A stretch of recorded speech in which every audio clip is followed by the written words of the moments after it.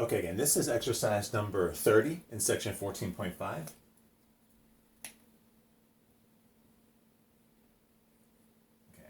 and what they want us to do is they want us to find the volume of this solid. And it specifically says the solid that's bounded above by the plane, z equals 25, horizontal plane, and the paraboloid, z equals x squared plus y squared. Okay, so it's a volume problem, and they want us to use the triple integral to do it. All right, so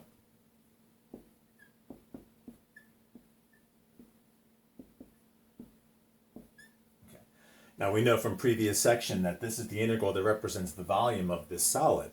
Now the question is, for the differential element of volume, do we want to use rectangular coordinates, dx, dy, dz, or do we want to use the cylindrical coordinates, dr, d theta, and dz?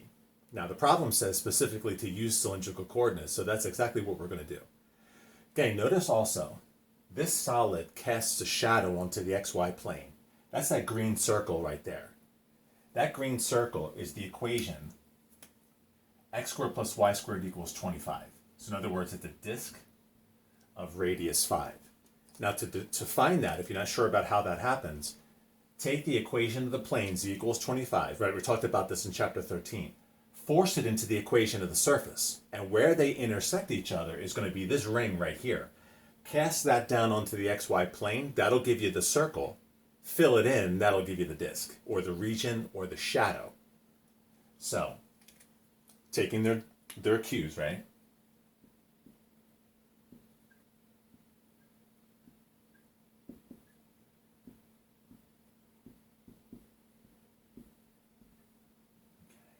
I'm going to write the element dv as r times dz dr d theta, okay? Usually it's a little bit, in my experiences, it's usually a little easier to do the differential with respect to z first, the integral with respect to z. So I'm going to do that.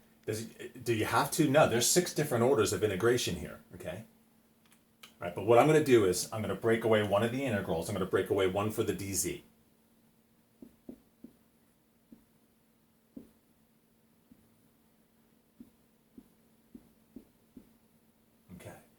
Now, the other differentials, I'm not going to do anything with those at the moment because I'm only going to work on one integral at a time.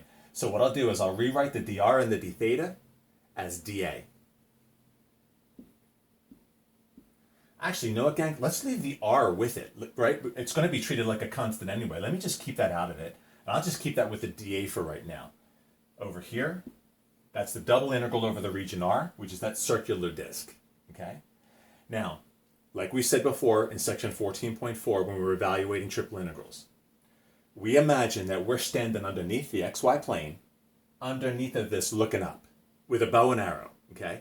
So you're looking up, shoot an arrow anywhere through that green disk, okay? And I'll use red for the arrow.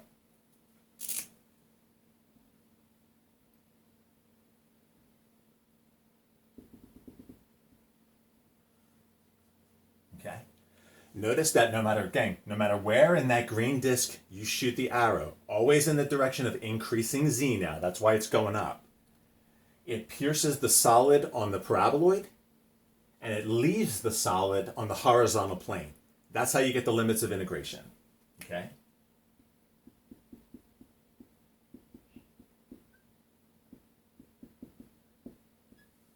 Okay, straightforward integration for this one, right? The integrand is a 1.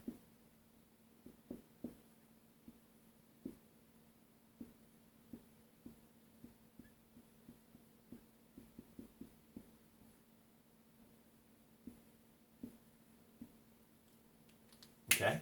Next, now it all comes down to that green circular disk now. We're done with the 3-dimensional solid. We don't need it anymore.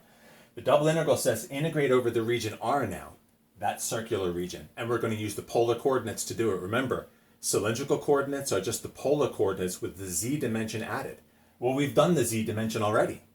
Okay, so now it comes down to this.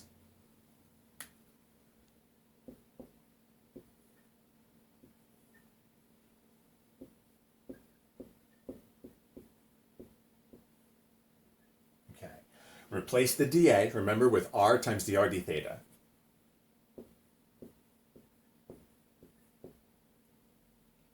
Okay, so let me copy the green disk. I'm going to put that right here.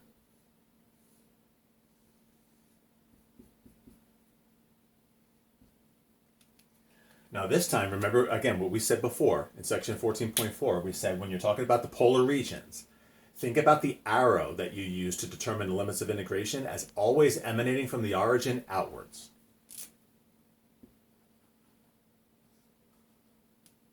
Okay? So here we say the arrow begins at the origin, the polar origin, and it leaves on the circle of radius 5. Okay? And that arrow can rotate 360 degrees to sweep out the entire region. So we say let theta range from 0 to 2 pi. Okay? Now after that, it's going to be straightforward integration. You can use the chain rule. You're off by a -2, right? If you integrate with respect to r first. Or you can distribute the r through first and evaluate it that way.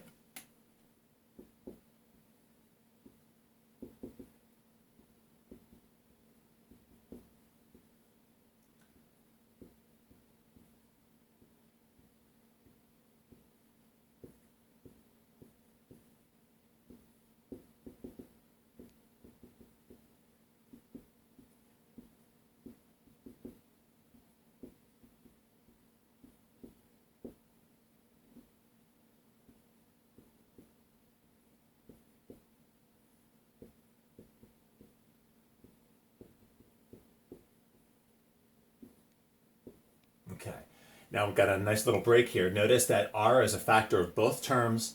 Therefore, the bottom limit of integration is not going to contribute anything. Gang, it just comes down to the 5.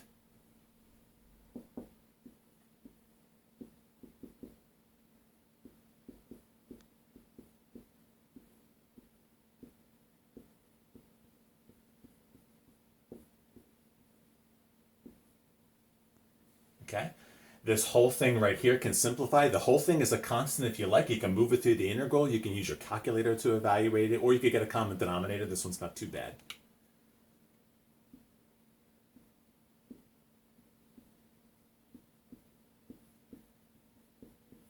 And you can verify that this is going to be your final result, and of course you can always simplify that.